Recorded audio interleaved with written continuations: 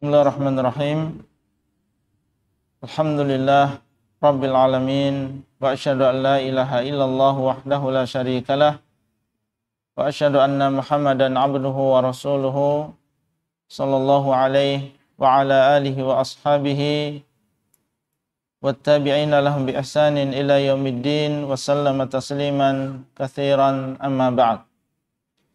Alhamdulillah, segala puji hanyalah untuk Allah Rabbul Alamin.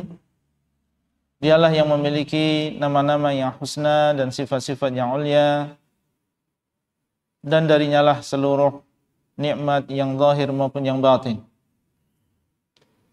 Salawat dan salam untuk Nabi kita Muhammad SAW, keluarga beliau, para sahabat beliau, dan orang-orang yang mengikuti mereka dengan baik sampai akhir zaman.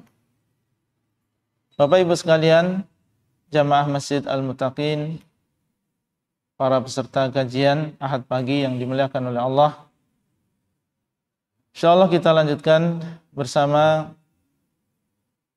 pembahasan kitab Al-Baqiyatus Shalihat yang ditulis oleh guru kami yang mulia Fadilatul Syekh Shalih ibn Abdullah ibn Hamad Al-Utsaimin hafizahullah ta'ala. Setelah sebelumnya kita membaca muqaddimah dari beliau hafizahullah, bahwasanya di antara sunnah Nabi SAW adalah zikir-zikir yang dibaca setelah salat. Setelah salat maksudnya adalah setelah salam. Dan beliau menyebutkan bahwa zikir-zikir tersebut ada dua macam. Ada di antaranya yang dibaca setelah sholat 5 waktu, dan yang kedua adalah dibaca setelah sholat sunnah. Insyaallah kita mulai dengan jenis yang pertama, yaitu zikir-zikir yang dibaca setelah sholat 5 waktu. Dan Syekh mengatakan wahiyya sittatu adkarin, dan zikir-zikir tersebut ada 6. Dan sebelum kita lanjutkan, insyaallah ada hadiah buku zikir.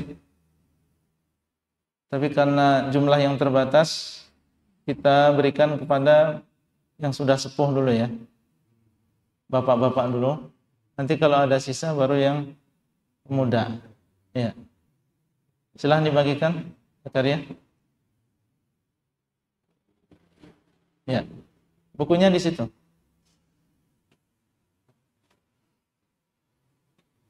Sambil dibagikan, atau Om Sulaiman minta tolong.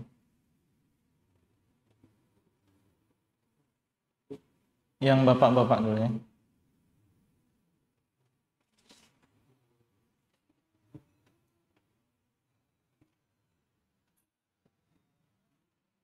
Baik, konsen ke sini. Insyaallah bukunya nyampe juga.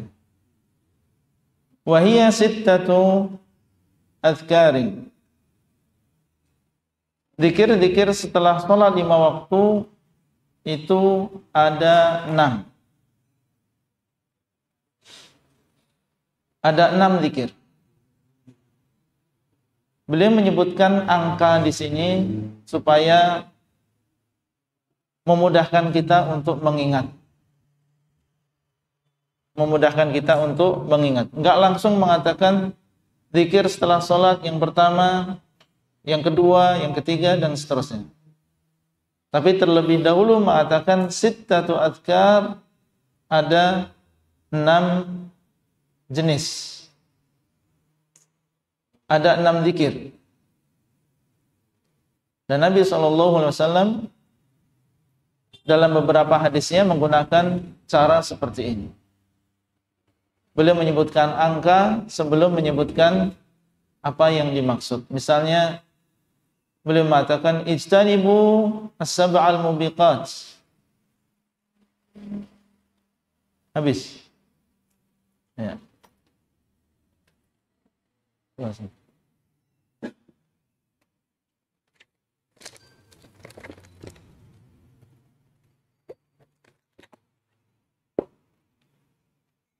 jauhilah 7 perkara yang membinasakan. Baru beliau setelahnya menyebutkan asyirk, as-sihar, syirik dan juga sihir, durhaka kepada orang tua. Kemudian menuduh seorang wanita yang tidak bersalah dengan berzina dan seterusnya. Di dalam hadis yang lain beliau mengatakan ni'matani maghbunun fihima katsirun minan nas. 2 nikmat, banyak orang yang lalai dengan 2 nikmat tersebut. Kemudian beliau baru mengatakan as-sihhatu wal faragh, kesehatan dan juga waktu luang. Nah, ini dipakai oleh Syekh. Beliau mengatakan sebelum menyebutkan zikir-zikir tadi, mengatakan bahwasanya zikir setelah sholat itu ada 6. Nah, supaya kita bisa memurajaah yang sudah ana baca pas 6 atau kurang dari 6 atau lebih dari 6. Kalau kurang dari 6, kalau pas 6, alhamdulillah. Semoga sesuai dengan apa yang beliau tuliskan di sini. Kalau kurang dari 6, berarti kita cek dulu apa yang belum ana baca. Kalau lebih, nah apa yang lebih tadi?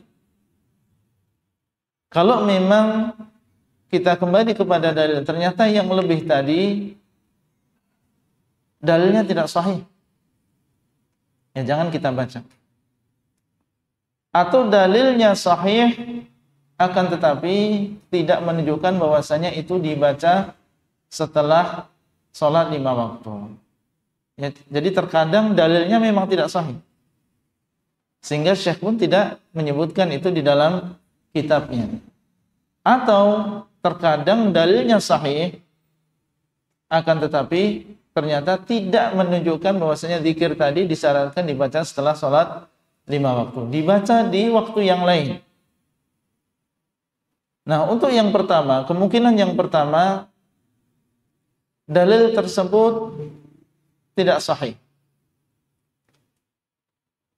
dan menghukumi hadis bahwasanya hadis tersebut sahih atau dhaif atau hasan, ini termasuk permasalahan ijtihadiyah. Jadi para ulama mereka masing-masing berijtihad, tentunya yang punya kemampuan untuk menghukumi hadis, mereka mampu mengumpulkan jalan-jalan hadis, siapa yang mengeluarkan, dan bisa mengecek rawi-rawinya, apakah antara rawi dengan gurunya ini nyambung atau tidak. Nah, mereka berijtihad mengambil kesimpulan ternyata hadis ini adalah hadis yang sahih atau hasan atau dhaif, dan itu kembali kepada ijtihad masing-masing. Termasuk diantaranya di sini Syekh, beliau bukan hanya menyebutkan saja, tapi juga meneliti. Menurut beliau hadisnya sahih, maka beliau sebutkan di sini. Kalau hadisnya tidak sahih, menurut beliau, maka beliau tidak tuliskan di sini. Dan mungkin saja kita melihat di buku yang lain kok zikirnya ada. Nah, berarti penulis kemungkinan beliau menganggap, berpendapat bahwasanya hadis tersebut adalah hadis yang sahih. Ini kita tidak perlu heran, loh kok Ustaz bilang demikian, tapi kok di sini bilang demikian. Ini kita tidak perlu heran yang demikian, karena memang menghukumi hadis dengan sahih atau dhaif atau hasan ini adalah masalah ijtihadiyah. Atau kemungkinan yang kedua adalah hadis yang sahih akan tetapi tidak menunjukkan bahwa itu adalah zikir yang dibaca setelah sholat.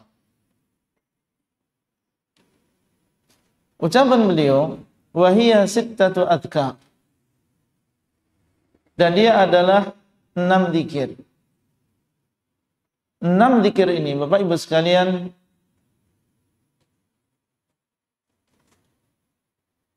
disunahkan untuk dibaca semuanya.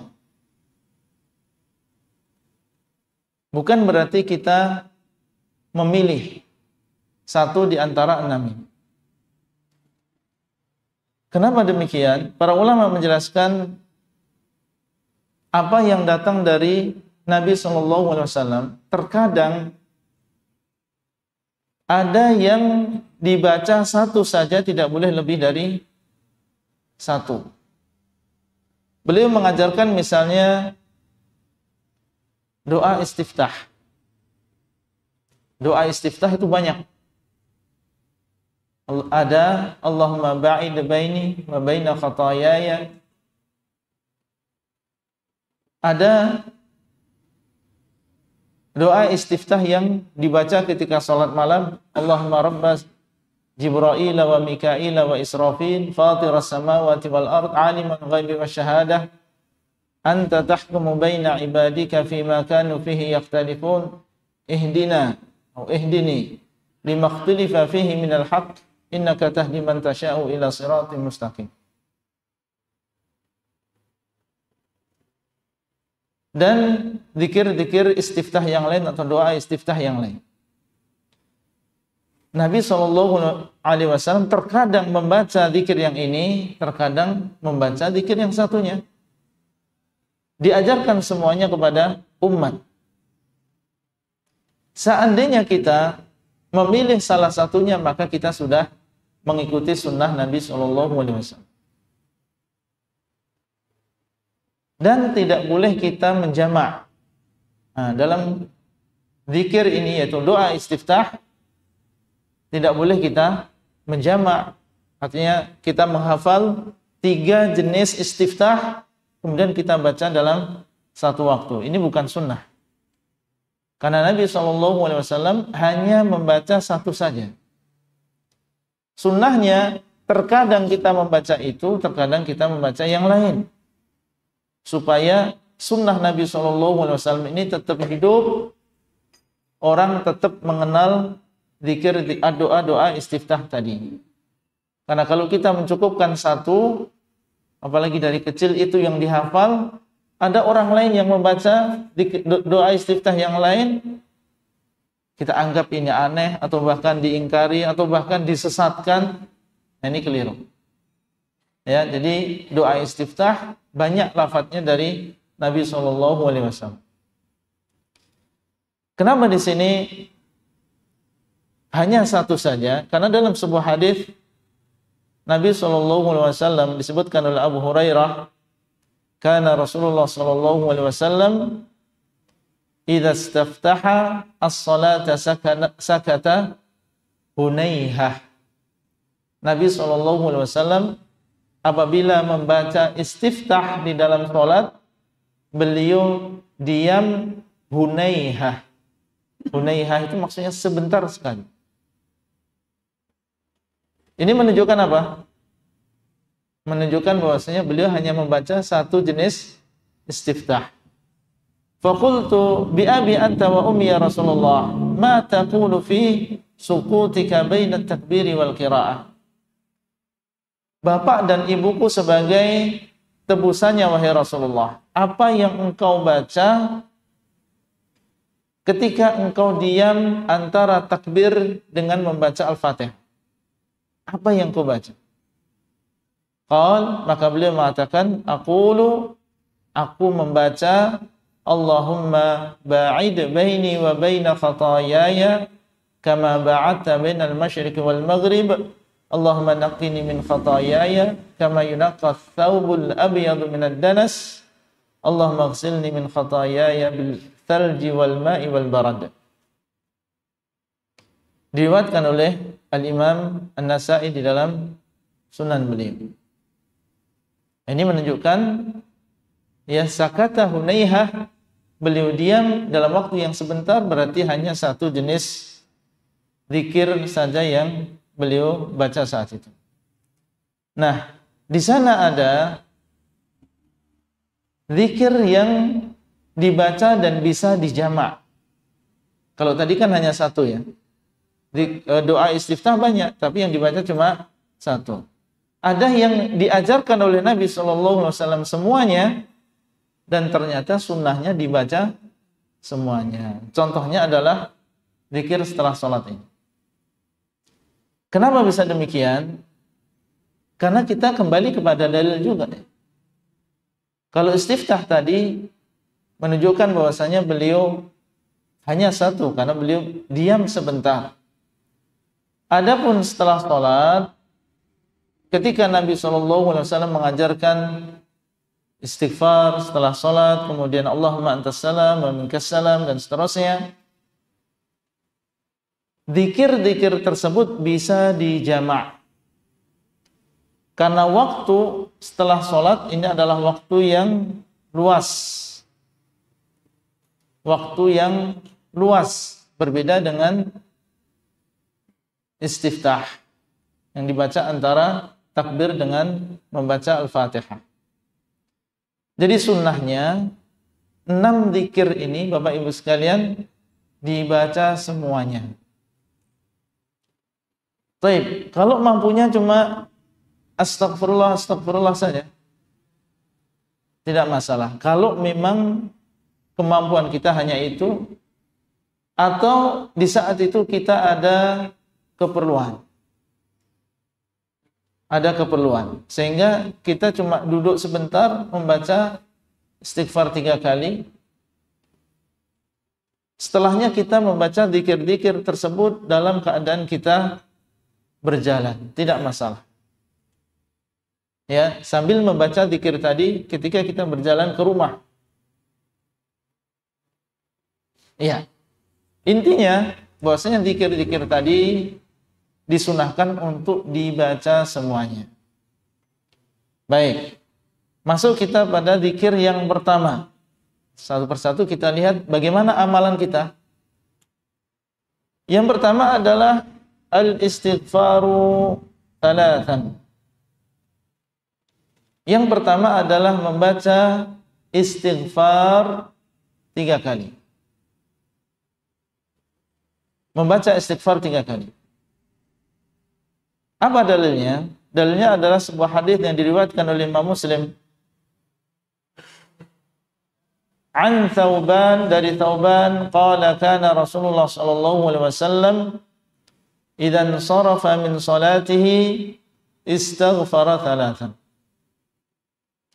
Dahulu Rasulullah sallallahu alaihi wasallam apabila insarafa min salatihi, apabila selesai dari salatnya.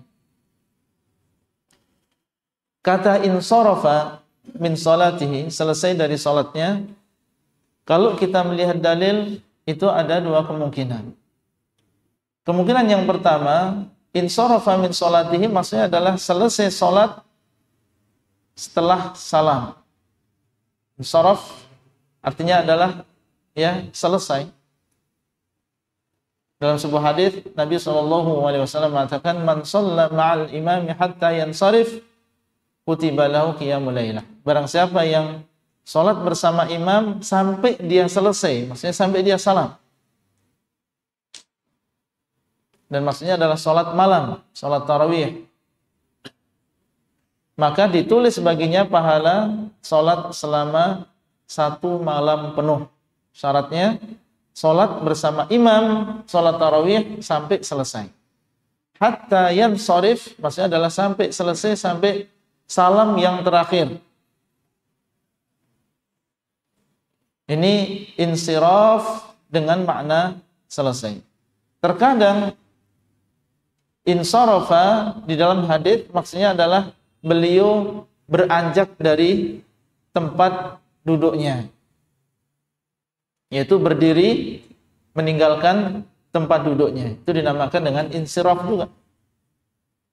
Adapun yang ada di sini insarafa min salatihi, maka yang dimaksud adalah selesai dari salatnya. Dan selesainya salat itu ditandai dengan salam. Nabi SAW mengatakan wa taslim wa tahliluha taslim. Yang menghalalkan salat itu adalah salam. Maksudnya adalah menghalalkan salat, menghalalkan apa yang sebelumnya diharamkan di dalam salat. Dalam salat diharamkan untuk berbicara. Setelah kita salam, halal kembali. Dalam sholat, dilarang untuk makan, minum. Setelah kita salam, maka halal kembali. Yang dimaksud dalam hadis ini adalah selesai dari sholatnya. Berarti setelah salam, istaghfara thalathan, beliau mengucapkan istighfar 3 kali. Wa qala Allahumma antas salam wa minkas salam tabarakta dzal jalali wal ikram. Kemudian beliau membaca Allahumma antas salam wa minkas salam tabarakta dzal jalali wal ikram. Berarti dalam hadis ini sekaligus disebutkan 2 jenis zikir. Zikir yang pertama dengan zikir yang kedua. Yang pertama istighfar 3 kali, kemudian yang kedua adalah Allahumma antas salam wa minkas salam tabarakta dzal jalali wal ikram. Baik. Satu persatu. Kita yang istighfar terlebih dahulu. Bagaimana cara mengucapkan istighfar? Karena istighfar itu kan banyak. Antum atau kita mengatakan Allahumma ghfirli. Istighfar bukan itu? Istighfar. Kita mengatakan Rabbi ghfirli. Istighfar bukan? Istighfar juga.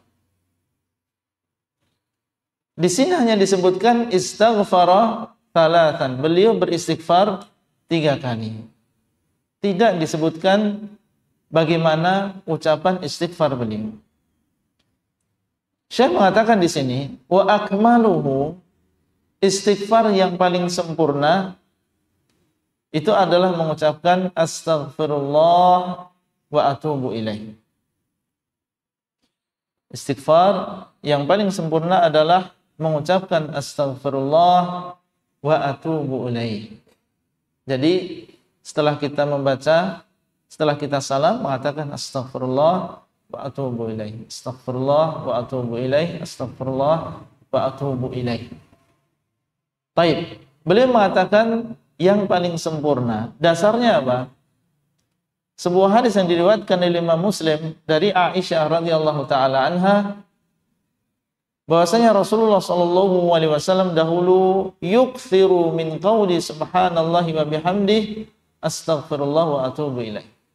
Dahulu Nabi sallallahu alaihi wasallam banyak membaca subhanallahi wa bihamdihi astaghfirullah wa atubu ilaih. Faqala khabbarani rabbi anni sa'ura alamatan fi ummati fa idza ra'aituha aktsartu min qawli subhanallahi wa bihamdihi astaghfirullah wa atubu ilaih. Nabi SAW kemudian mengabarkan mengapa beliau banyak membaca subhanallahi wa bihamdihi astaghfirullah wa atubu ilaih. Iya, setelah ditanya oleh Aisyah radhiyallahu taala anha, mengapa ya Rasulullah engkau banyak membaca zikir ini dan doa ini? Nabi mengatakan bahwasanya Rabbku telah mengabarkan kepadaku bahwasanya aku akan diperlihatkan sebuah tanda. Kalau aku melihat tanda tersebut, maka aku memperbanyak zikir subhanallahi wa bihamdihi astaghfirullah wa atubu ilaih. Faqad ra'aituha, dan aku sudah melihatnya. Apakah tanda tersebut? Idza jaa nasrullahi wal fath. Apa yang disebutkan oleh Allah dalam surat An-Nasr. Idza jaa nasrullahi wal fath wa ra'aitan nasa yadkhuluna fi dinillahi afwaja fasabbih bihamdi rabbika wastaghfirhu innahu kana tawwaba.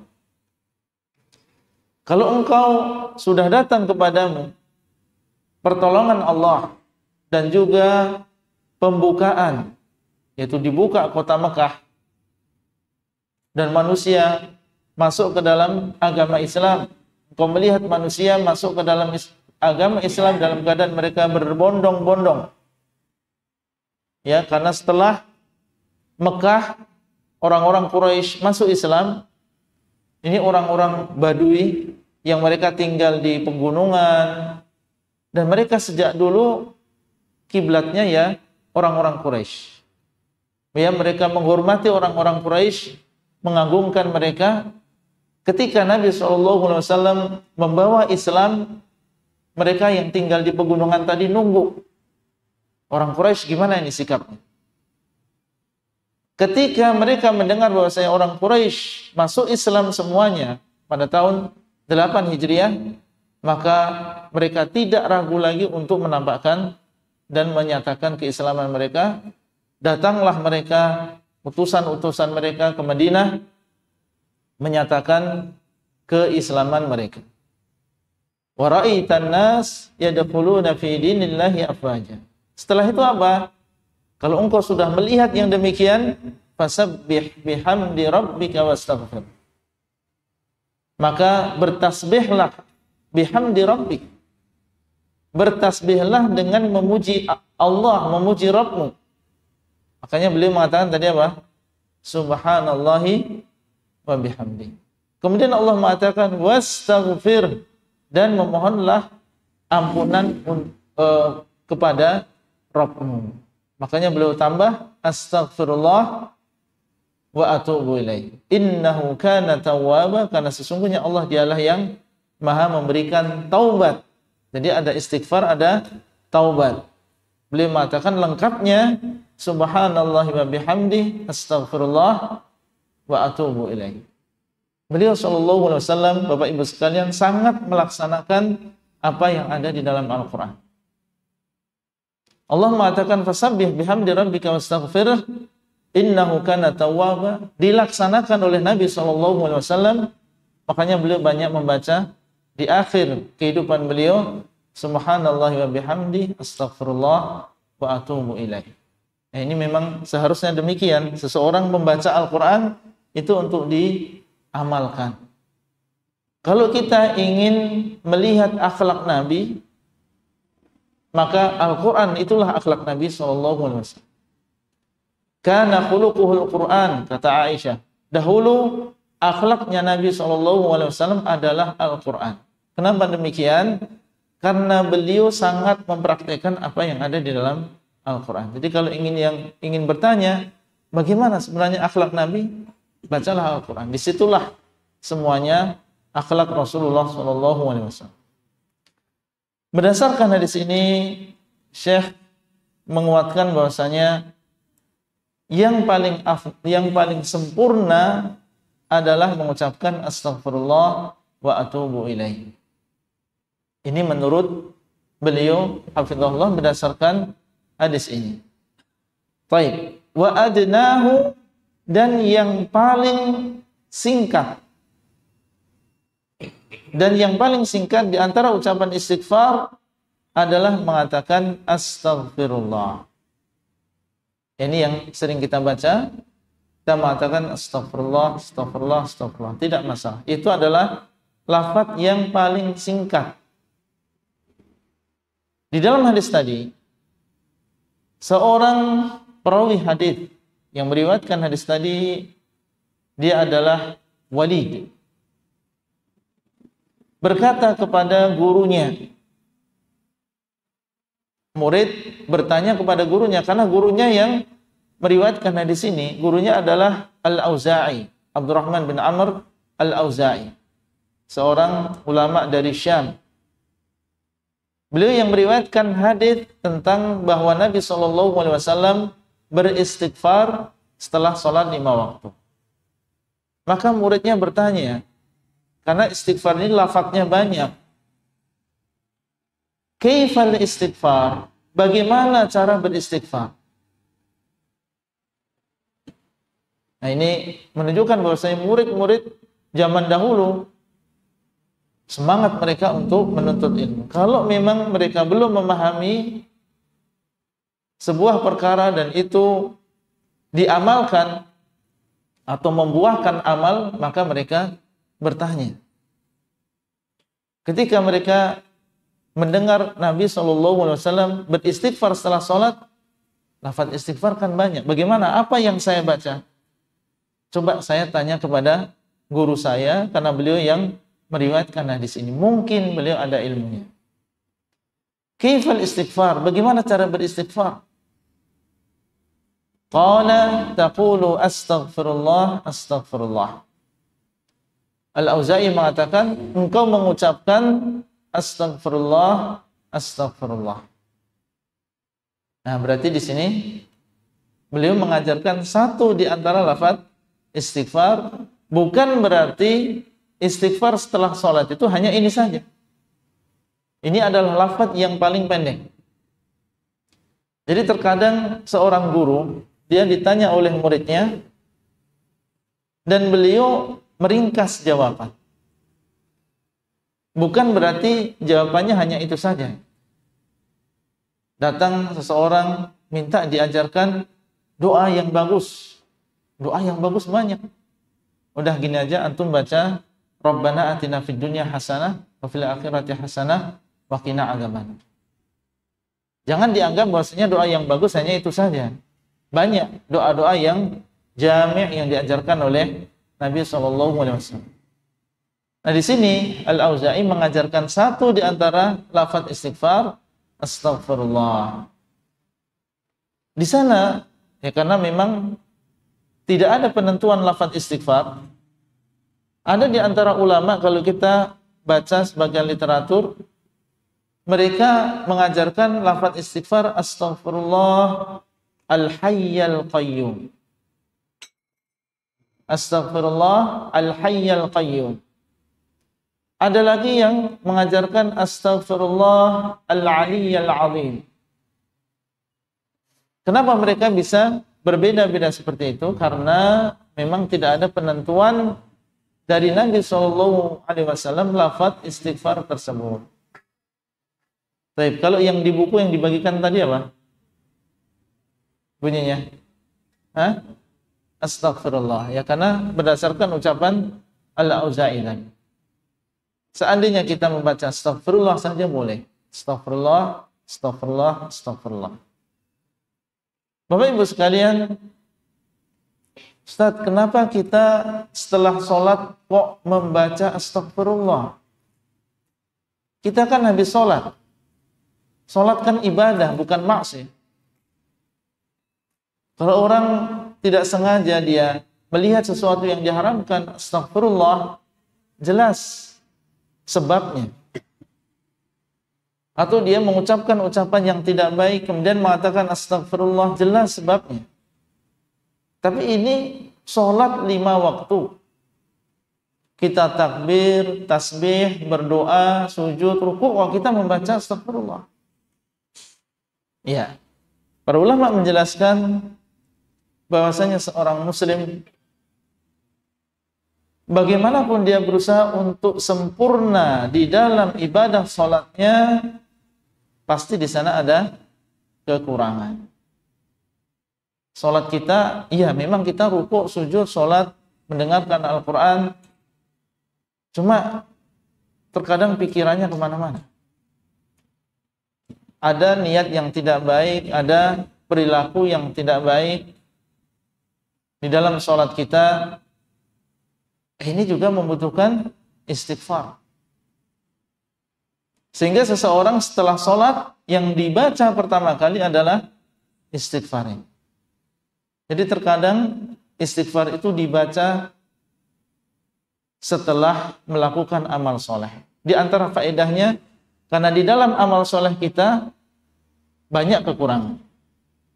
Kemudian yang kedua, supaya hilang ta'ajjub, sombong di dalam diri kita ketika kita melakukan amal soleh tersebut. Karena ketika kita mengatakan setelah sholat 5 waktu astaghfirullah, astaghfirullah, astaghfirullah, mengingatkan kepada kita bahwasanya kita ini banyak kekurangan. Apa yang mau disombongkan, apa yang mau dipamerkan kepada orang lain? Sudah ibadahnya sedikit, ya, ditambah lagi di dalam yang sedikit tadi banyak kekurangan. Jadi mengingatkan kita bahwa kita ini masih banyak kekurangan, tidak ada yang perlu disombongkan dan dita'ajubkan. Salat malam Disebutkan di dalam Al-Quran bahwasanya di antara sifat orang-orang yang bertakwa adalah mereka wal mustaghfirina bil ashar. Dalam ayat yang lain wabil ashari hum yastaghfirun. Setelah mereka melakukan sholat malam, orang-orang yang bertakwa tadi banyak beristighfar di akhir malam. Padahal semalaman tadi yang dia lakukan hanya tidur, kemudian dia sholat malam. Mengapa mereka disunahkan untuk memperbanyak istighfar di akhir malam? Sama sebabnya, karena untuk menutupi kekurangan yang kita lakukan di dalam ibadah kita. Di samping itu juga mengingatkan kita jangan sampai ada ta'ajub. Orang lain dalam keadaan tidur, Masya Allah, bangun, berwudu, sholat. Padahal orang lain dalam keadaan tidur. Syaitan kadang datang di situ. Masya Allah, antum ya bangun tidur sementara yang lain terlelap tidur. Antum adalah orang yang soleh, antum adalah orang yang demikian. Maka dengan istighfar diharapkan Allah SWT mengampuni dosa kita, mengampuni kekurangan kita, dan menghilangkan dari kita sifat ta'ajub tadi. Apa makna istighfar? Ya, orang mengatakan astagfirullah itu ada dua makna. Ada dua kandungan. Yang pertama, kita memohon kepada Allah supaya Allah menutupi dosa kita. Ghafara artinya adalah satara, yaitu menutupi. Ketika kita mengatakan astagfirullah, berarti kita mengatakan ya Allah tutupilah dosa. Bapak Ibu sekalian, kita berdosa, tapi masing-masing dari kita malu kalau dosa kita dilihat oleh orang lain. Bahkan dilihat oleh istri sendiri malu. Dilihat oleh suami sendiri malu. Dilihat oleh anak-anak kita, apalagi dilihat oleh tetangga, dilihat oleh orang lain, kita malu. Maka seseorang berdosa dan dia beristighfar kepada Allah, di antara maknanya adalah meminta kepada Allah supaya Allah menutupi dosa-dosa tersebut. Ya Allah, astagfirullah, ya Allah ampunilah, ya Allah tutupilah dosa-dosaku tersebut. Jangan sampai dilihat oleh orang lain. Seandainya orang lain mau membongkar, ketika kita beristighfar, semoga Allah menjadikan hatinya tidak jadi dan tidak tergerak untuk membongkar. Karena apalagi di zaman sekarang ya, orang dengan media yang terbuka seperti ini sangat mudah untuk membongkar dan menyebarkan aib orang lain. Siapa yang bisa melindungi kita dari terbongkarnya aib, terlihat dosa-dosanya di media massa? Allah Azza wa Jalla dialah yang bisa menahan semuanya itu. Sehingga seseorang beristighfar kepada Allah, maknanya diantaranya adalah minta kepada Allah supaya ditutupi dosa-dosanya sampai meninggal dunia dan sampai kapanpun. Bagaimana supaya orang tidak melihat dan tidak mengetahui dosa-dosa kita? Karena sekali lagi tidak enak dan tidak nyaman ketika dosa itu dilihat oleh orang lain. Ini yang pertama. Kemudian yang kedua, di antara makna istighfar adalah meminta kepada Allah supaya Allah menghapus. Jadi kalau dosanya tadi sudah dicatat di dalam catatan, maka meminta kepada Allah supaya dosanya dihilangkan, dihapuskan. Gak ada di dalam catatan tadi dosa dan maksiat A atau B atau C. Minta kepada Allah dihapus. Kalau dihapus, tidak ada di dalam catatan, maka kita tidak mendapatkan efek dan dampak dari dosa tersebut. Karena yang namanya dosa, kalau sudah tertulis, ada dampaknya nanti. Terkadang dampaknya di dunia, musibah yang menimpa kita, kerugian dalam bisnis, kecelakaan di jalan, kehilangan.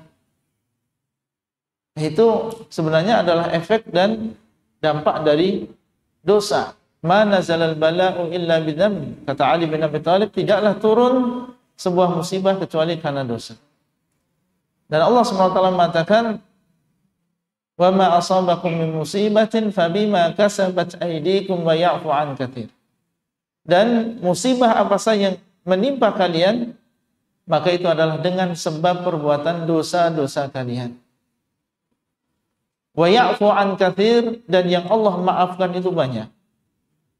Kalau Allah SWT setiap kita berdosa diturunkan musibah, habis gitu. Karena dosa yang kita lakukan terlalu banyak. Yang Allah maafkan itu banyak. Itu hanya sebagian dampak dari dosa-dosa kita. Itu dampak di dunia, dampak di akhirat, azab. Ketika dosa tadi dihapuskan dari catatan, berarti kita tidak terkena dampak dosa tadi di dunia maupun di akhirat. Makanya penting, Bapak Ibu sekalian, memperbanyak istighfar. Karena di antara maknanya adalah meminta kepada Allah dihapuskan catatan maksiat dan dosa tadi. Supaya apa? Supaya kita tidak terkena dampak dari maksiat tadi di dunia maupun di akhirat. Seandainya itu pernah terjadi dan kita memohon ampun kepada Allah dan Allah mengampuni, maka kita tidak akan terkena efek akibat dari dosa tadi.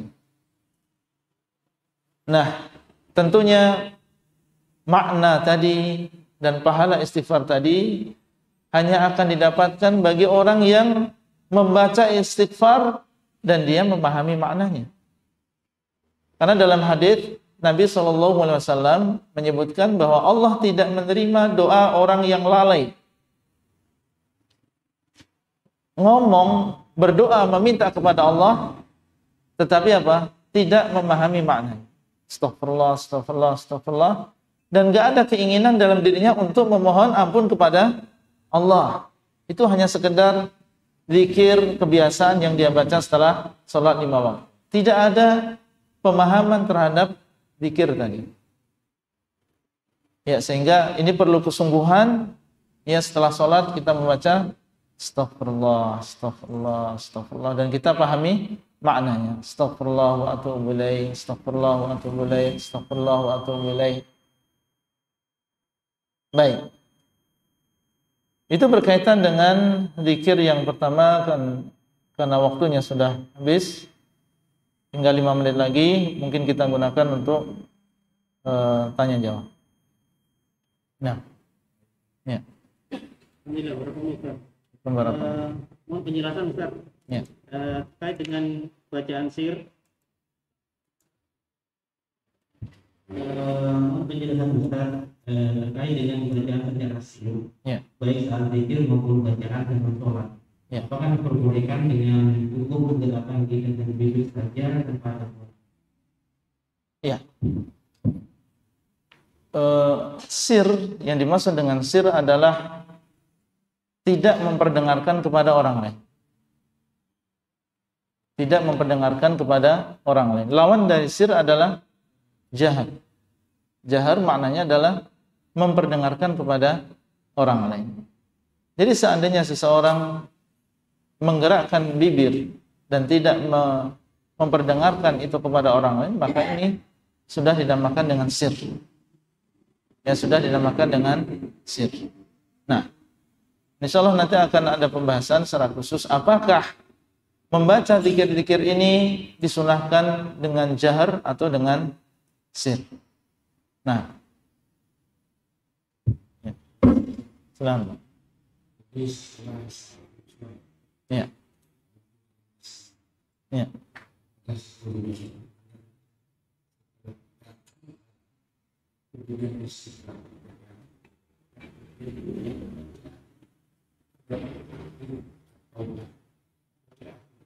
Akhir dari At-Taubah.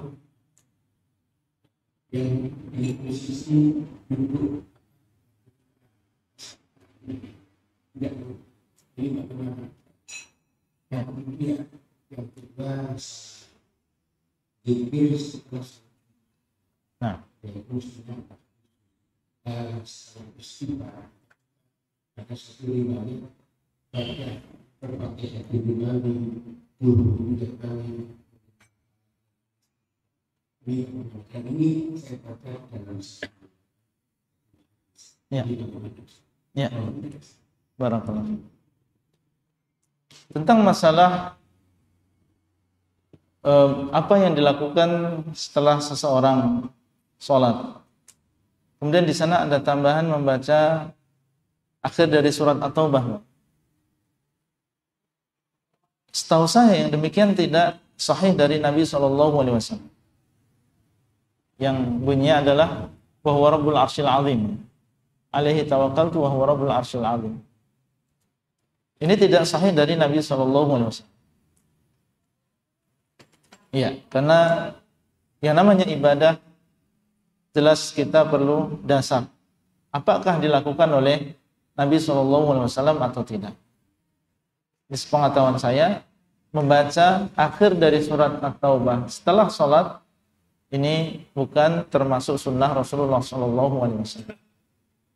Kemudian juga membedakan antara zikir setelah sholat Jumat dengan zikir-zikir yang lain.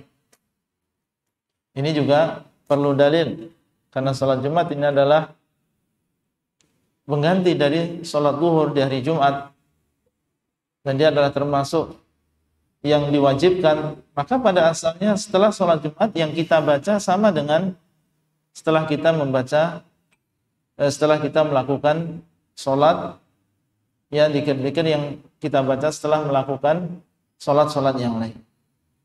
Kemudian yang ketiga tentang masalah tidak bergerak tadi Pak ya, tidak bergerak posisinya ya. Di sana memang ada hadis yang menyebutkan bahwa untuk sholat subuh dengan maghrib itu ada zikir, ya zikir khusus dibaca 10 kali, yaitu la ilaha illallah wahdahu la syarikalah lahul mulku wa lahul hamdu yuhyi wa yumiitu wa huwa ala kulli syai'in qadir. Ini dibaca 10 kali sebelum kita menggerakkan ya kaki kita. Kita tahan dulu. Kalau memang kita dalam keadaan tawarruk, ya posisi tawarruk dulu.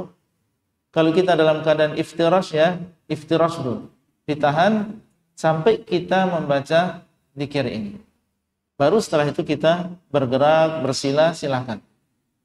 Nah ini memang di sana ada hadis yang menunjukkan demikian.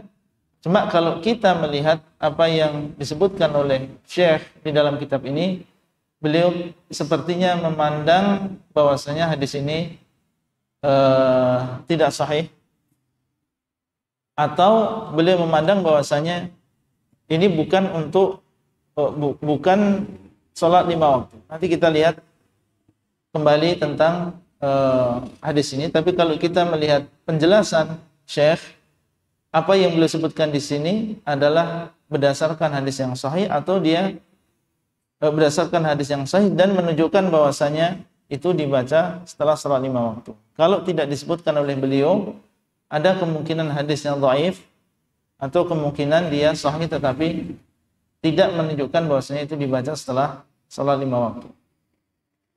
Wallahu ta'ala a'lam. Nah,